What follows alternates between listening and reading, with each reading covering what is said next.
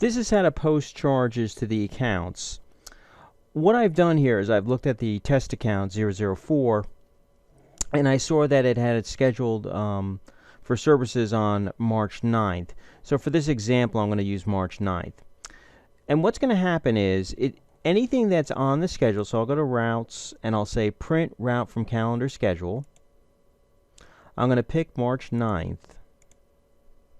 And this could be any time period you want.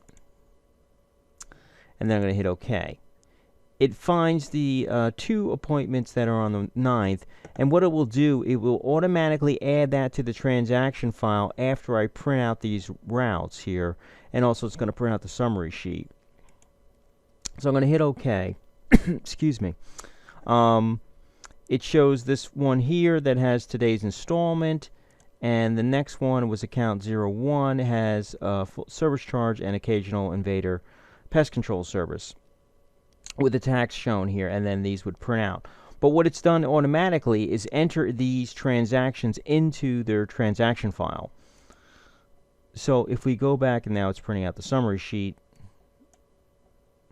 that will be used to reconcile with them. If I go to their account transaction file, I'll see that the entry has been posted into the transaction file.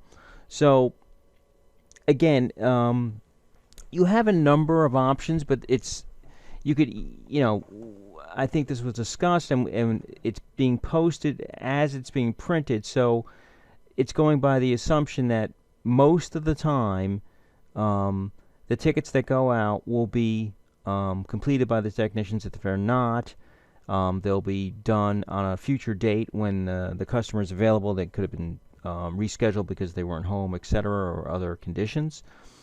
And if you need to get rid of this charge, you could simply highlight the row and hit delete selected rows.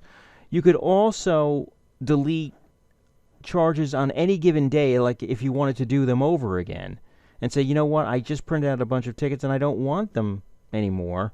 You could simply just select using the calendar select function here, like I could have said calendar select for the 9th of March to get those people over to the right. See, now it has 2 accounts. And then I could go to transactions and say delete those transactions to start over again, so you don't have to go there one by one.